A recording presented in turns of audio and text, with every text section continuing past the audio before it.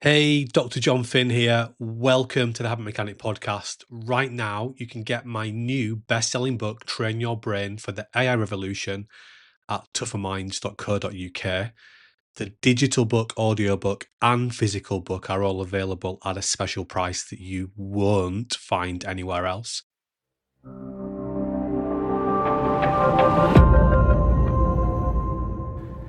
Hi everyone, welcome to another Tougher Minds podcast. My name's Dr. John Finn. I'm actually in our head office in Leeds. And yesterday I was speaking on the radio about Naomi Osaka and her decision to leave the French Open, which was connected to her not wanting to speak in post-match press conferences. So I thought that would be a good topic for this podcast, just to explore what we were thinking about on that radio interview that I was doing, and to explore the challenges that I think everyone is going through at the moment, and I think just the challenges of the modern world and how that can lead us to spending an awful lot of our time thinking about things that are not helpful for us. So, as always, the gist of our podcast is about becoming a habit mechanic. And anyone who wants to become a habit mechanic can take the free course, which you can access through the Tougher Minds website. But let's go back to Naomi Osaka. One of the really interesting things about Naomi is that she's only 23 years old. And just for those who don't know her, since 2018, she's now won 4 majors in tennis. 23 years old, reportedly this year earned already $55 million. What I take away from that is a young lady that has an awful lot of attention on her. And possibly in a way that no other female professional tennis player has experienced before. Because if we think of some of the other modern greats like a Serena Williams, when they were at that age, the intensity of social media wasn't there. And the intensity of the current state of social media means that Naomi's life is being dissected almost 24/7 in a way that no one has ever experienced before. So I think that's the context that we have to understand what Naomi is going through. And we can all appreciate that because we all live in the same world where we have this constant ability to be scrutinised and commented on, and to also do that to other people through mediums like social media. Now, the specifics of what actually happened in this current episode for Naomi was that she said that she didn't want to, in the French Open, take part in the post-match interviews because she didn't feel that was helpful for her. The tournament and other tournaments and federations responded to that by saying, well, you must, this is an obligation that we expect you to do. It's part of your contractual obligation. And Naomi's response to that was to say, well, okay, I'm going to pull out of the tournament and I'm going to take some time away from the sport and from playing professional tennis. And what unravelled then was Naomi explaining how, since she'd won that first major in 2018, that she has suffered bouts of what she described as depression, and she's not feeling great about herself, essentially. So why then is the press conference piece potentially problematic for her?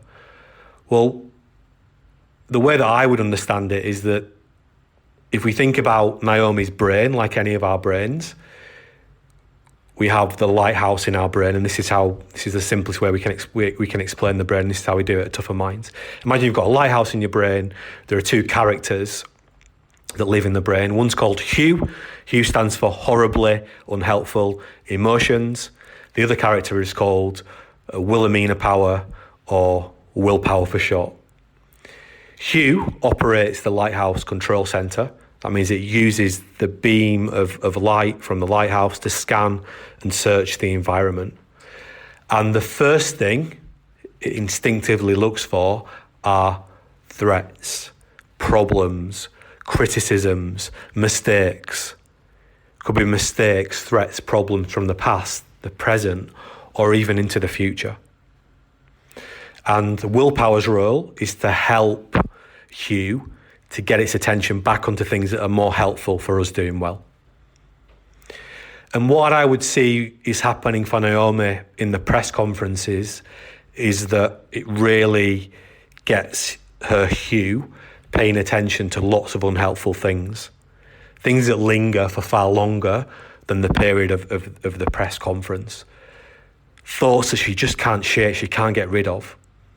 And maybe what then spills into social media afterwards. And what this really is Naomi is reporting that she's developed lots of unhelpful thinking habits.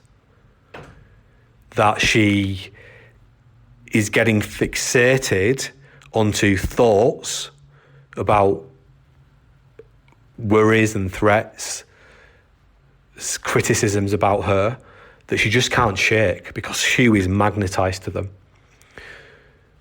And the press conference is a trigger for that.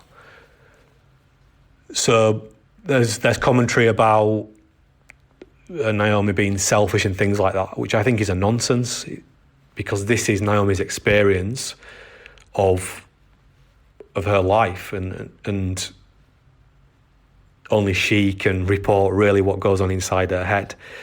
And she's saying that these things make me feel so terrible about myself that I just don't want to even go there anymore.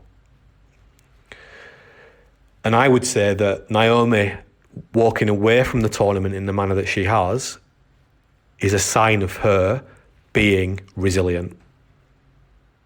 Because the way that I understand it and the way that the science understands it is that resilience is a two-part concept.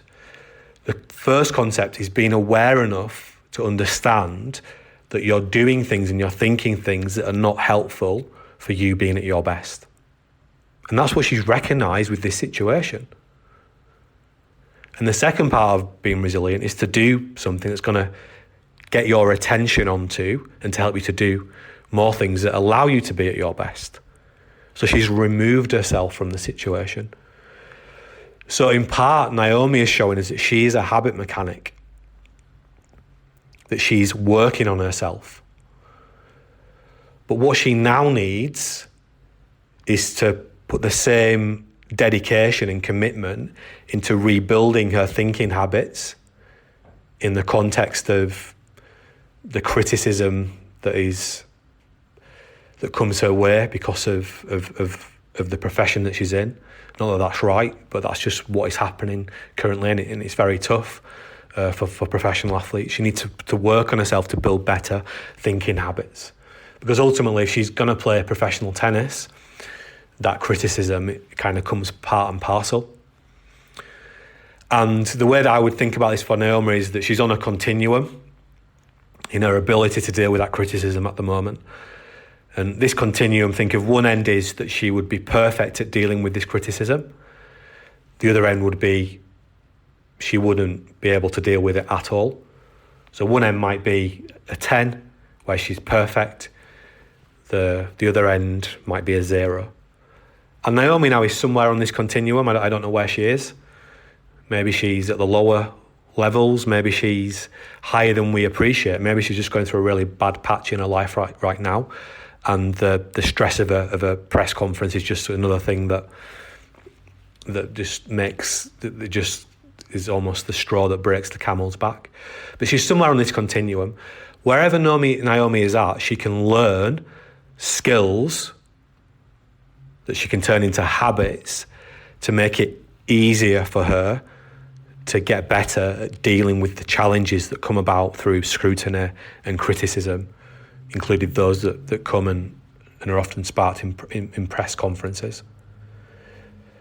So she's removed herself from the environment, which is great. She's recognised that there's a problem here, and no doubt she's got to do some recuperation and get that brain working properly again, because if she's been experiencing depression Her brain probably isn't working particularly well, so she needs to rehabilitate it with the basics of good sleep, a good diet, good exercise, and all those fundamental things we talk about at Tougher Minds. But then she needs to start learning some in very broad sense, resilience skills to allow her to build better thinking habits. What we also have to recognise, and I mentioned this very deliberately earlier, is that Naomi is only 23. And from what we understand about brain maturation, it means that the parts of Naomi's brain that allow her to deal with criticism are not fully developed yet. So what happens with our brains is that they wire from the back to the front. So the parts of the brain we deal with to regulate hue, our horribly unhelpful emotions, or the limbic regions of our brain, they're not fully wired until we're in our mid-20s.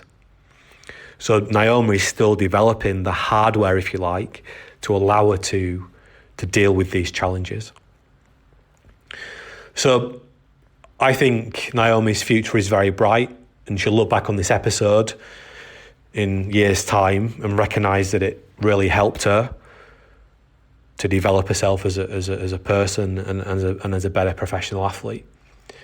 At least I hope that is the case. But what she's achieved so far in her life, I think, tells us she is a very resilient person. Resilience is contextual, and being resilient in a press conference under the pressure of real magnified scrutiny is different to the sort of resilience you might need, to win a tight set in a major tennis final. But Naomi can develop the resilience skills required to get better at dealing with the criticism, and she can learn to overcome these thinking problems that she's got. And we do wish her all the best on that journey. So I just wanted to give a different insight into a big story in the press, and for one of the most promising athletes on the planet, and wish her good luck. But I do think she is a habit mechanic, but like all of us, we can all learn to become better habit mechanics. And anyone who wants to do that, remember, you can access the Habit Mechanic course free of charge on our website. If you like the podcast, guys, please do subscribe to it. Then we can remind you every time we release a new episode, which we do regularly. The last thing I'd like to say is, if you want to be more resilient, just do a very simple exercise. Give yourself a score out of 10 for how well you did to be at your best in the last 24 hours or so far today. 10 would mean you were perfect. 1 would mean you failed. Once you've given yourself a score, just write down one simple and practical thing you can do in the next period of time to make your life a little bit easier. You might be going for that 5-minute walk that you've kept thinking about but never done. It might be eating a piece of fruit instead of a chocolate bar. It might be having a decaf instead of a full caffeinated drink. It might be making sure that you get to bed 15 minutes earlier tonight. But by doing this, we're starting to develop and refine and tune up our resilience muscles. And we get good at what we practice, guys. So if we want to be habit mechanics, we need to be practicing these tiny little things every day. And again, you can learn more about that in the Habit Mechanic course. Until next time, guys, stay safe and well. And remember, you're only one tiny habit away from achieving your goals.